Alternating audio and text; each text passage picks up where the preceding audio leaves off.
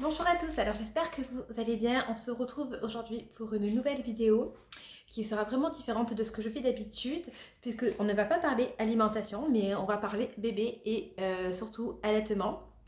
Donc du coup, si vous êtes abonné sur ma chaîne pour le contenu alimentaire, vous inquiétez pas, d'autres vidéos vont arriver où je parlerai plus alimentation, retour de course, cuisine du quotidien.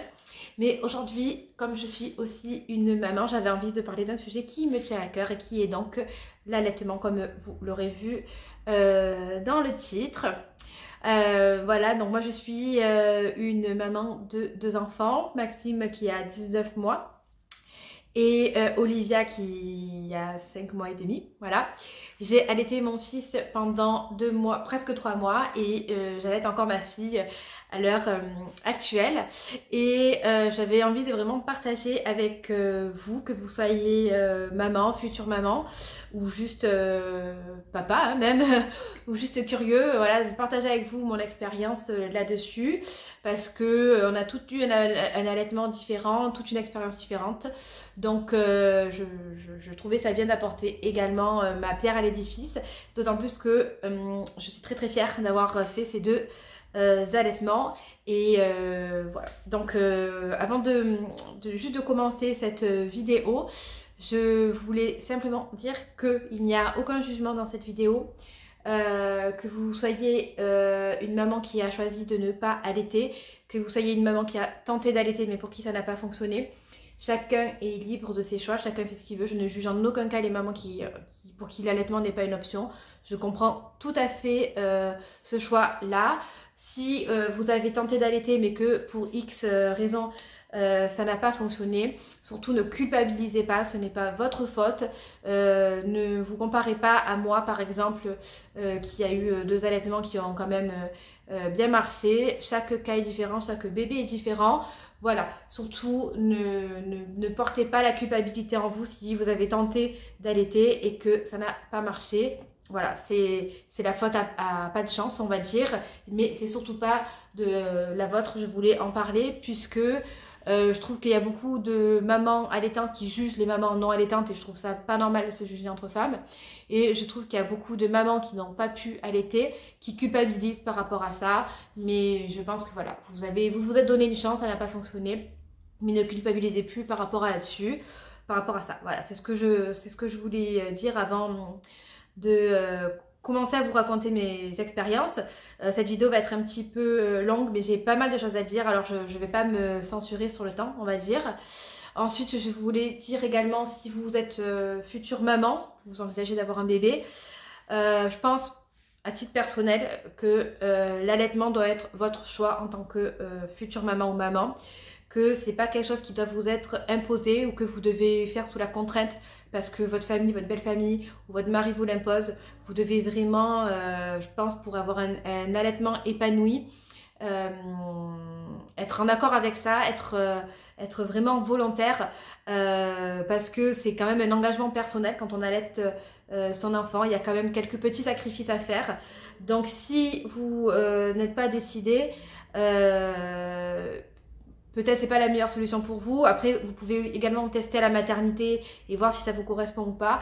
Mais moi, ce que j'ai juste à dire, c'est si c'est vraiment pas du tout votre choix, mais que vous décidez d'allaiter parce que vous sentez que vous êtes un petit peu obligé, ne vous forcez pas forcément parce que vous risquez de ne pas le vivre. Ce n'est que mon avis. Après, possible que finalement ça se passe bien et que vous y preniez goût. Mais je pense que quand même l'allaitement doit être un choix vraiment personnel. Voilà. Ensuite, ce que je voulais dire, c'est que si vous souhaitez allaiter, essayez de vous documenter un petit peu avant. Ne faites pas comme moi qui pensais que l'allaitement c'était le truc hyper méga naturel et qu'il n'y avait pas besoin de forcément s'informer. Il y a des cours de préparation à l'accouchement pour ça, je vous conseille de les faire.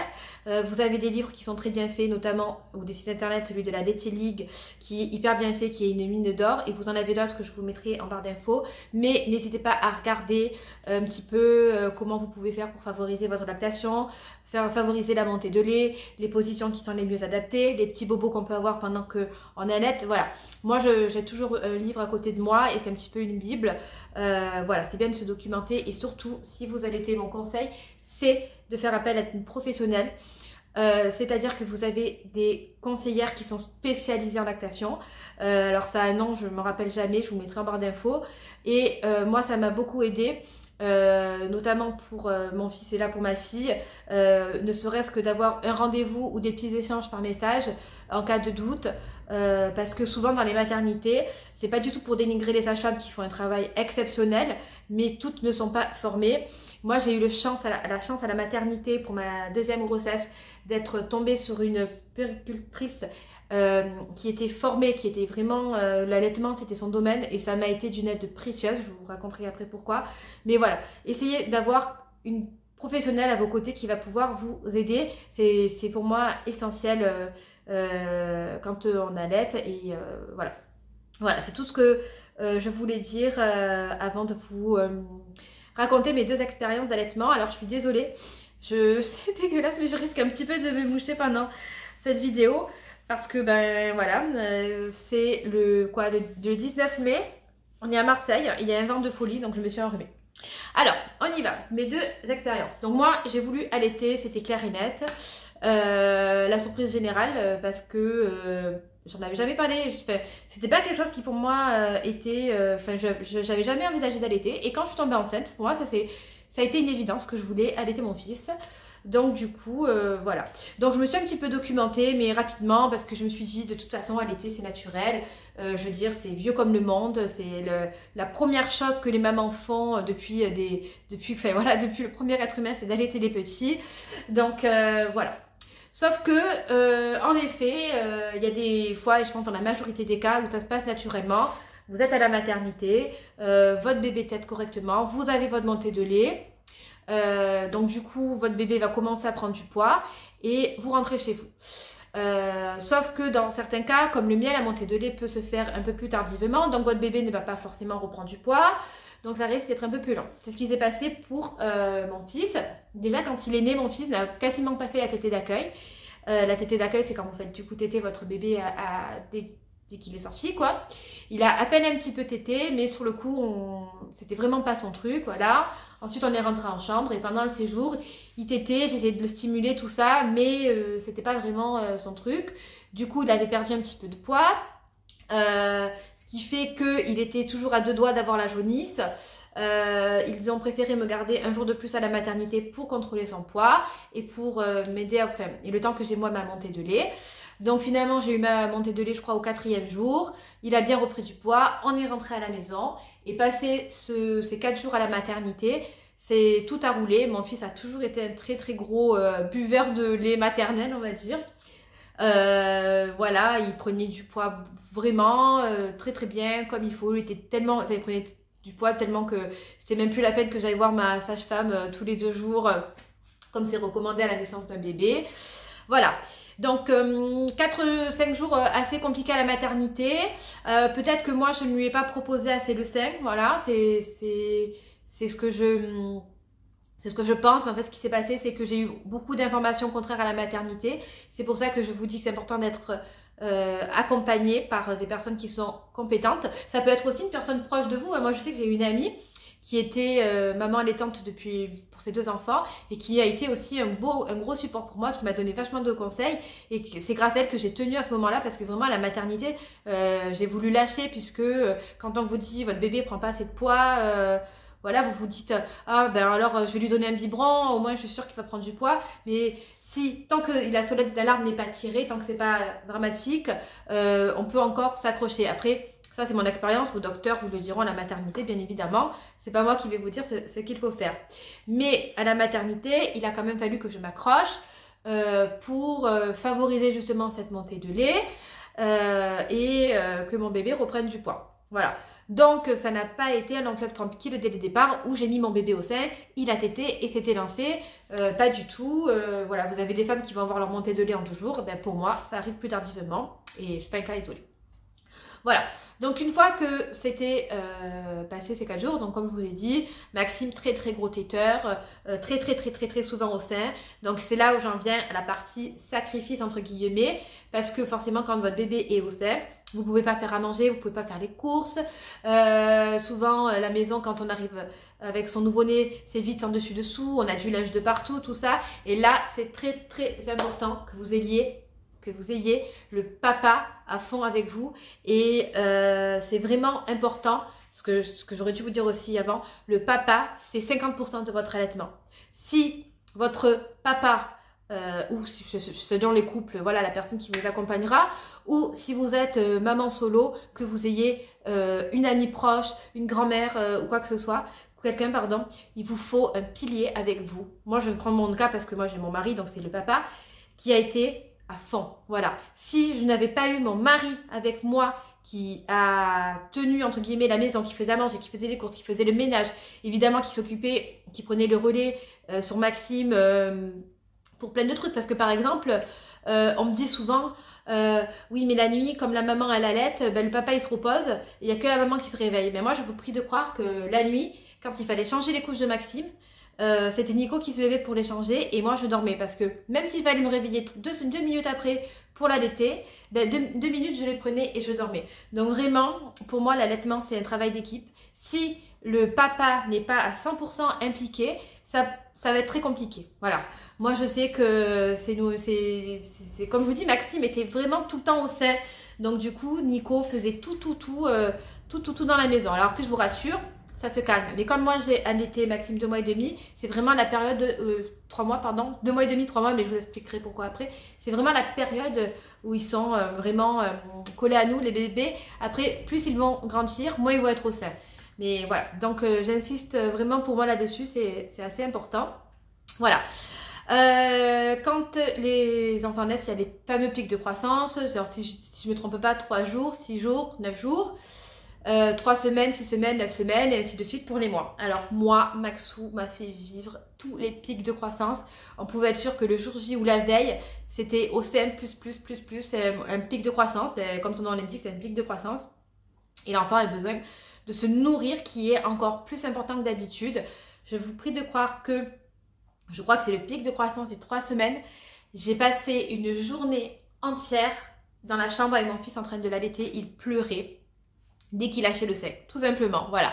Après, il faut savoir que mon bébé, Maxou, il était aussi très fan des tétés de réconfort. Donc, parfois, c'était aussi ça. Mais je me rappelle à l'époque, j'allaitais pas devant ma famille, j'allaitais pas en public, j'allais me mettre dans une chambre pour allaiter tranquillement parce que j'étais pas assez à l'aise avec ça. Et du coup, j'avais passé la journée, excusez-moi, enfermée avec mon bébé, alors qu'on avait des amis qui étaient venus le rencontrer. C'était à une époque où le Covid n'existait pas. Mais voilà, donc c'est voilà pour vous dire que parfois l'allaitement c'est aussi contraignant. Voilà, les journées où votre enfant ou les périodes où votre enfant a décidé de téter régulièrement, il faut simplement l'accepter et se dire que notre vie elle est un peu mise de côté, mais qu'un jour elle reviendra. Mais voilà, moi j'étais très contente à chaque fois que j'arrivais chez le pédiatre, mon bébé prenait bien du poids, tout se passait très bien, voilà. Après il se réveillait souvent la nuit et moi j'ai dû reprendre le travail à 3 mois. J'ai eu mon congé mater qui durait 2 mois et demi. J'ai prolongé 15 jours en arrêt pour justement continuer mon allaitement pour pouvoir sevrer doucement parce que c'était vraiment trop tôt pour moi d'arrêter à 2 mois et demi. Et d'ailleurs la France pour ça, on est vraiment mauvais élèves puisque on n'est vraiment pas un pays pro-allaitement puisque notre congé maternité dure vraiment... est vraiment court, contrairement à d'autres pays comme le Canada où vraiment beaucoup plus de mamans allaitent, mais parce qu'elles ont un congé mater d'1 an, donc forcément elles ont plus l'occasion d'allaiter leurs enfants. Bref, donc à 2 mois et demi, ouais quasiment 3 mois même, j'ai commencé à sevrer Maxou. Comment se passe le sevrage? Pour ma part, simplement j'ai intégré un biberon par jour, tous les 2-3 jours. Premier biberon, j'étais hyper stressée, je me suis dit ça y est, j'abandonne mon enfant, je l'aime plus, je l'allaite plus, il va être trop triste, genre j'en ai pleuré quoi, tellement. Et Nico s'installe avec lui pour évidemment donner le premier biberon, je pense que c'était un peu la moindre des choses après 2 mois et demi d'allaitement. Et là Maxou boit son biberon comme si de rien n'était, c'est-à-dire que le sein ou ça, il a même pas vu je crois la différence. trop content. La pédiatre nous avait dit de lui donner un biberon de 150 ml, mais que certainement il n'y boirait pas parce qu'il n'a pas l'habitude de boire autant. Donc voilà, soumettre 150, mais s'il boit 100, 120, c'est déjà bien. Maxime a tout bu d'un trait. Voilà, donc on est rapidement passé à 210. Voilà. Donc en fait du coup comment ça se passe? Donc on intègre un biberon tous les 48 heures. C'est pas forcément pour le bébé, mais c'est surtout pour que nous, notre lactation en tant que maman s'adapte. Donc parce que si d'un coup vous passez d'un allaitement total et que vous d'un coup vous faites du jour au lendemain un 4 biberons, vos seins ils vont pas le supporter parce que vous allez avoir vous toujours les montées de lait. Donc votre production de lait va s'adapter en fonction de ce que vous donnez à votre enfant. Donc si vous décidez de ne plus allaiter la journée mais allaiter le soir, vous allez quand même pouvoir maintenir votre lactation, pardon, et ça va, c'est la nature, ça va se faire tout seul, ça va s'adapter. Voilà. Donc finalement le sevrage de Maxou c'est très très bien fait, il a accepté le biberon, je lui ai donné le lait HIP bio qui est super. Voilà, donc pour Maxou, super. Donc ensuite on est passé biberon complet, puis diversification, etc. Nickel. Ensuite, je regarde juste voir que j'ai rien oublié pour vous dire au niveau de Maxou, les pics de croissance, je vous ai raconté, prise de poids, ok, sevrage, ok, voilà. Ensuite, donc j'ai eu Maxou et comme vous l'aurez compris, j'ai des enfants rapprochés. J'ai Olivia quelques temps après, elle naît, tétée d'accueil, impeccable, l'inverse de son frère, elle tète, super, et pareil, je crois que je suis condamnée à ça, à la maternité, montée de lait qui se fait pas, qui tarde à venir, sauf que cette fois-ci Olivia perdait plus de poids que Maxou, donc du coup il a fallu un tout petit peu la compléter au 3e jour, toujours à cause de cette jaunisse, parce que mes enfants n'ont pas eu la jaunisse, mais ils étaient toujours au seuil. Donc on a donné quelques petits biberons à Olivia, histoire de la compléter. Pareil, je me suis dit, ça y est, elle va boire les biberons, elle va plus vouloir le sein. Mais pas du tout, je pense qu'on fait trop une histoire de cette confusion biberon-tétine, et au final, tout se passe très bien. Moi, c'est comme l'histoire de la tétine. Quand j'ai eu Maxime, on me disait, ne donne surtout pas la sucette, il va y avoir une confusion, nanani, nanana. Mais au bout d'un moment, quand votre enfant fait des tétés de réconfort, et qu'il s'endort quand vous lui donnez la sucette, vous lui donnez, et Maxime n'a jamais confondu, que ce soit biberon, tétine ou sein, il n'a jamais fait la confusion, tout comme ma fille à l'heure actuelle, elle n'a jamais fait la confusion. Enfin, bref, chacun son histoire. Donc, on est obligé de la compléter un petit peu parce qu'elle perd du poids. Voilà, bon, écoutez, ça se fait très bien. Elle passe quand même par la case UV, puisque comme elle était au seuil de la jaunisse, la pédiatre de la mater préfère lui faire les UV. Voilà. Donc entre chaque séance d'UV, moi je l'allaite et compagnie. Donc elle perd du poids, le bébé ne doit pas perdre, je crois, plus de 10% de son poids. On atteint le seuil, d'où le fait de la compléter. Et finalement, pareil, comme pour Maxou, je dois rester un jour de plus et ma montée de lait finit par se faire. Et pareil, arrivé à la maison, tout se passe bien, j'ai du lait, Olivia prend bien du poids, la sage-femme la contrôle tous les 2 jours, tout va bien. Donc on arrête les contrôles car voilà. À l'inverse de son frère, pour Olivia, je n'ai senti aucun pic de croissance, elle a toujours été constante. Et à l'inverse de son frère, Olivia n'est pas un bébé qui est toujours au sein, pas du tout. Elle tète ce qu'elle veut, et puis ensuite, je ne dirais pas qu'elle fait sa vie parce qu'elle aime être au bras quand même, c'est un bébé qui a besoin de beaucoup de contact, mais elle n'a pas besoin d'être tout le temps au sein, comme quoi chaque allaitement est différent, chaque bébé est différent. Par exemple, avec Olivia, je peux tranquillement aller faire mes courses, je sais que il n'y aura pas de problème dans les médias, tandis que Maxou, je le laissais pas plus d'une demi-heure, quoi. Donc, allaitement très différent. Elle est vraiment tout l'inverse de son frère. Maxou se réveillait beaucoup la nuit. Elle se réveille 2-3 fois, voire 1 à 2 fois. Ça dépend des moments. Donc, pareil, elle prend du poids, un peu moins que son frère, mais toujours dans les normes. Tout va toujours très bien. Voilà. Sauf que mademoiselle refuse d'être sevrée. Voilà. C'est-à-dire que moi, je suis une maman, je suis pour l'allaitement, j'adore allaiter mes enfants, mais j'ai une limite dans ma tête qui est à peu près reprise du boulot. Sauf que pour Olivia, les choses se sont passées différemment. Je n'ai pas repris le boulot comme j'aurais dû le reprendre. Donc, j'ai décidé de prolonger un petit peu l'allaitement. Sauf que là, j'en suis venue au point où, ça y est, je voulais la sevrer un petit peu. Et premier biberon, Olivia me regarde d'un air de dire « Mais qu'est-ce que tu veux, quoi J'en veux pas de ton truc. » Ok. Petit à petit, on arrive un petit peu à lui faire prendre les biberons et jusqu'au jour où elle est malade, elle a la rhino et là elle me vomit carrément les biberons. Ok, donc je la laisse tranquille pendant tout le temps de sa rhino, le temps qu'elle soit soignée, tout ça, c'est pas grave, je travaille pas, donc je peux l'allaiter, il n'y a pas de souci. Sauf que je reprends les biberons et là des plaques rouges apparaissent autour de sa bouche. Ok, une fois, deux fois, bon, d'accord. Je m'inquiète pas plus parce que elle n'a pas d'autre réaction.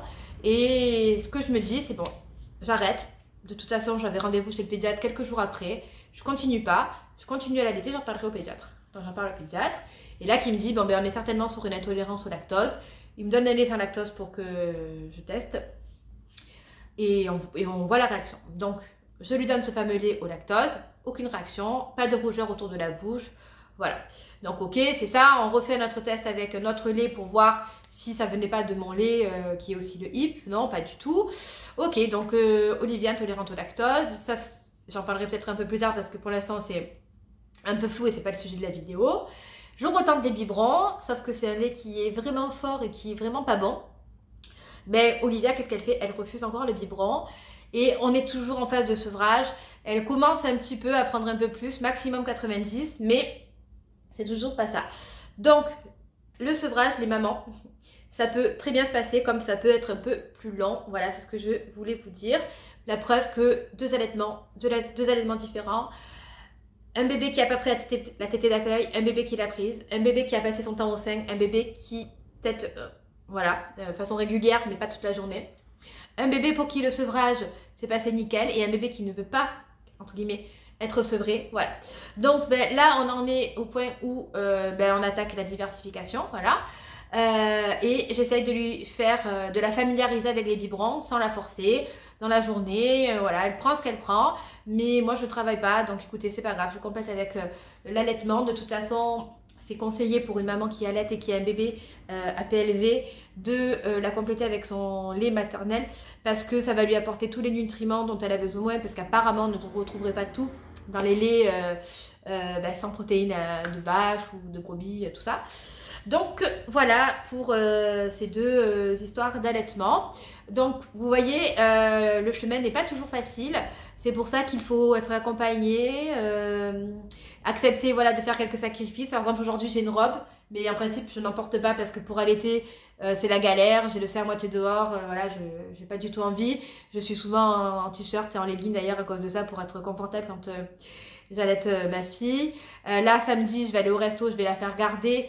Rapido, l'histoire de 2 heures par ma mère, mais voilà, sinon par exemple je voulais me faire notre anniversaire de mariage avec mon mari, mais je peux pas encore la laisser, je peux pas la faire garder, donc c'est pas grave, c'est ma fille, je la garde avec moi et pour mon plus grand bonheur, et tant pis, on aura toute autre occasion de fêter nos anniversaires de mariage, mais vous voyez, quand on allaite, il y a quand même des petites contraintes. Alors, oui, je pourrais tirer mon lait, en effet, je l'ai eu fait, mais ce n'est vraiment pas un truc qui me plaît de tirer mon lait. Donc j'ai décidé de ne pas m'ajouter cette contrainte supplémentaire. Il ne faut pas se forcer dans la vie. L'allaitement, vous ne devez pas subir votre allaitement. Donc moi, je ne supporte pas tirer mon lait. Donc je ne vais pas m'imposer cette contrainte-là. Voilà.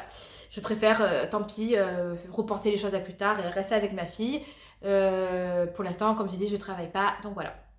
Alors, je vais clôturer cette vidéo sur l'allaitement en vous donnant les petits trucs qui m'ont été utiles moi pour mon allaitement. Alors, je suis désolée, je vais encore me moucher, c'est insupportable, mais c'est comme ça, vous savez, quand on a... Bon, bref, passons. Alors, primordial. Les brassières d'allaitement. Alors, vous pouvez avoir des soutiens-gorge, tout ce que vous voulez, mais moi, je préfère les brassières. Je les prends à Kiabi, elles coûtent 15 €, je crois. C'est un prix que je trouve raisonnable parce que sinon, c'est vite fait un business, l'allaitement, tout est vite très cher. Moi, je vous conseille de tourner entre au moins 3 et 4 parce que 2, c'est vraiment pas beaucoup. Voilà, brassière, voilà, super confortable, très bien. Et puis même quand vous êtes à la maternité, ça vous plaque bien et ça vous... Enfin voilà, c'est un soutien qui est bien, tout simplement. Ensuite, pour favoriser les montées de lait, surtout à la maternité Et après à la maison, je vous conseille les tisanes d'allaitement. Moi j'ai les Velleda, mais vous avez d'autres marques.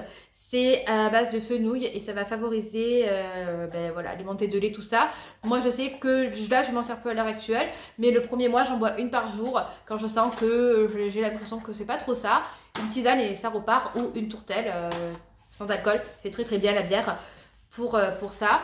Donc voilà, moi j'adore les Velleda et en plus elles sont super bonnes. Ce que je vous conseille d'ailleurs de faire, c'est de mettre dans votre valise de maternité les tisanes et un petit thermos pour pouvoir...